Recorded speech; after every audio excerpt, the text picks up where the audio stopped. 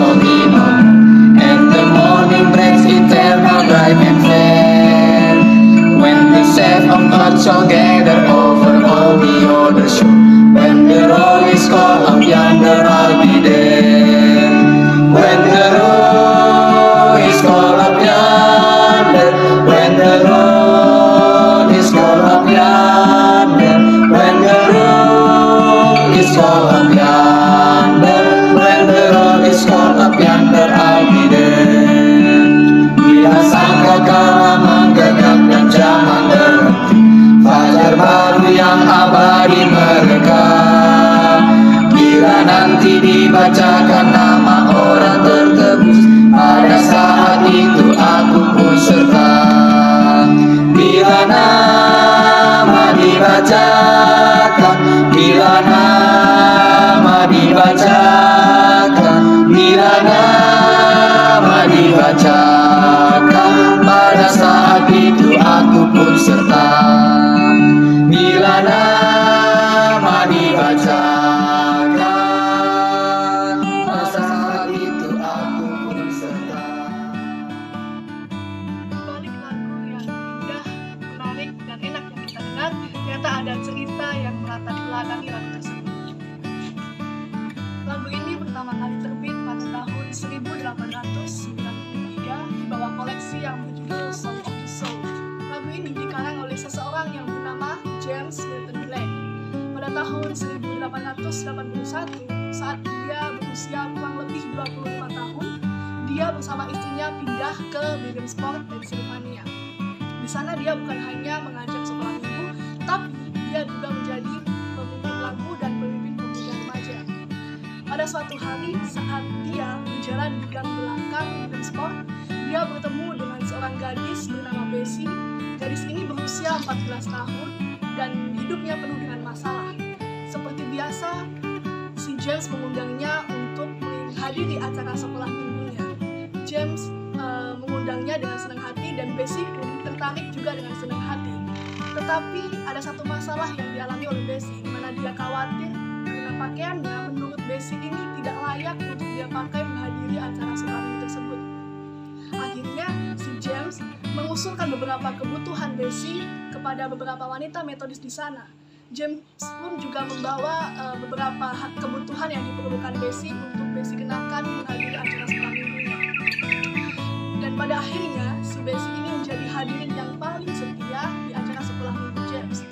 Dan meskipun orang tuanya ini keluarganya, rumah tangganya jauh dari kata ideal, papanya pun juga seorang pemabuk, tapi itu bukan menjadi penghalang bagi Bessie untuk tertarik pada kasih Tuhan. Bessie pun menjadi hadirin yang paling setia, meskipun ayahnya adalah seorang pemabuk dan keluarganya, rumah tangganya jauh dari kata ideal, tetapi itu bukan menjadi penghalang bagi Bessie untuk tertarik pada kasih Tuhan. Singkat cerita, pada suatu malam, saat ada pertemuan dedikasi khusus antara kaum muda, di mana anggota yang hadir dipanggil dan menanggapi dan mengutip salah satu teks kitab suci. Tetapi sayangnya pada saat nama Bessie ini dipanggil, yang ada hanya keheningan. Tidak ada satu kata pun, tidak ada satu jawaban pun yang dilontarkan untuk menjawab pertanyaan panggilan nama Bessie ini. Hal ini tentunya membuat si James bingung. Dia bertanya-tanya, apa yang membuat Bessie tidak hadir? Kenapa dia tidak menjawab panggilan tersebut? Ini membuat James merenungkan bahwa pastinya akan terjadi kesedihan yang sangat dalam ketika nama dia, ketika nama anak-anak tersebut tidak ada yang menanggapi pada saat namanya tersebut dipanggil dalam kitab kehidupan. Pada akhirnya setelah selesai acara tersebut, James pergi ke rumah Bessie. Dia berjalan dan bertanya-tanya apa yang membuat Bessie ini tidak menghadiri acara tersebut. Apakah kira-kira ayahnya yang mabuk ini melarangnya untuk pergi ke gereja atau hal yang lainnya. Tetapi ada satu hal yang mengejutkan. Ketika James tiba di sana, ternyata dia menemukan Bessie sedang terbaring sakit, sangat sakit. Dengan inisiatif James sendiri, dia mengundang dokter pribadinya untuk mengobati Bessie. Akan tetapi pada saat dokter ini memeriksa Bessie, ternyata Bessie ini menderita penyakit pneumonia, yang dimana pada saat itu penyakit tersebut tidak ada antibiotik ataupun tidak ada obat yang dapat menangani penyakit tersebut, yang dapat menyembuhkan penyakit tersebut.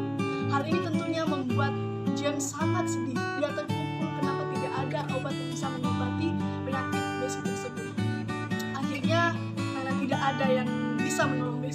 Messi pun meninggal dunia. James sangat tersentuh dan kemudian ia mencari lagu yang berbicara mengenai panggilan surgawi. Setelah dia mencoba mencari, tapi dia tidak menemukan satupun lagu yang berbicara tentang itu.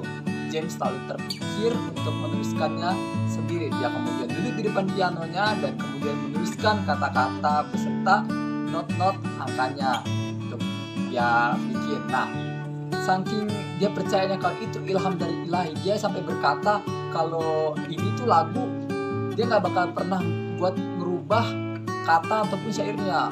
Kali itu dia nggak berani merubah satu kata pun.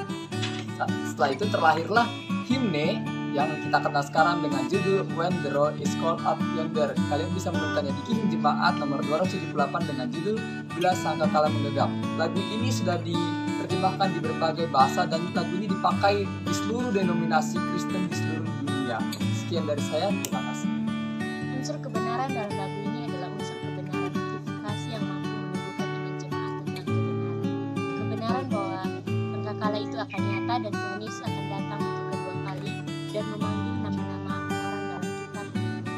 Unsur kebaikan dari lagu ini ialah manusia diciptakan Allah sebagai gambarnya sungguh amat baik. Jadi lagu ini mengekspresikan sukacita, penguatan hidup, etos kerja, dan pengharapan kita sebagai umat percaya. Unsur keindahan dari nyanyian himne yang kelompok kami nyanyikan yaitu melodi atau musiknya enak untuk didengar dan juga liriknya puitis dan bermakna. Shalom buat kita semua. Ada beberapa berkat yang akan kami bagikan buat saudara-saudari yang dari lagu himne ini. Yang pertama, kita harus berjaga-jaga. Bisa kita ambil dari 1 Tesalonika 5 ayat yang kedua, dan yang kedua dari Matius 24 ayat yang ke-42. Kita tidak tahu kapan waktunya tiba, atau kita tidak tahu kapan waktunya Tuhan datang ke dunia ini untuk menjemput kita yang kedua kalinya. Maka dari itu saudara-saudariku yang dikasihi oleh Tuhan, kita harus terus-menerus berjaga-jaga. Karena apa? Karena kedatangan Tuhan Yesus itu seperti pencuri yang tidak tahu kapan waktunya ia mencuri. Maka dari itu saudara-saudariku, kita harus selalu berjaga-jaga. Itu yang pertama. Yang kedua, kita harus tetap waspada dalam penantian. Bisa kita ambil, bisa kita baca dalam Ibrani 4 ayat yang pertama. Sebab itu, baiklah kita waspada supaya jangan ada seorang dari antara kita, di antara kita, kamu yang dianggap ketinggalan. Sekalipun janjinya akan masuk ke dalam penantiannya masih berlaku. Maka dari itu saudara-saudaraku, kita harus tetap waspada dalam penantian Tuhan. Yang ketiga, kita harus siap sedia. Bisa kita baca dalam Matius 24 ayat yang ke-44. Kita harus siap sedia waktu kedatangan Tuhan. Maka dari itu saudara-saudaraku yang dikasihi oleh Tuhan, apabila saatnya tiba, sangkakala dibunyikan, nama kita dibacakan, pada saat itu pun kita ikut serta. Maka dari itu saudara-saudaraku demikian, inilah berkat yang kami sampaikan buat saudara-saudara. Shalom, Tuhan Yesus memberkati.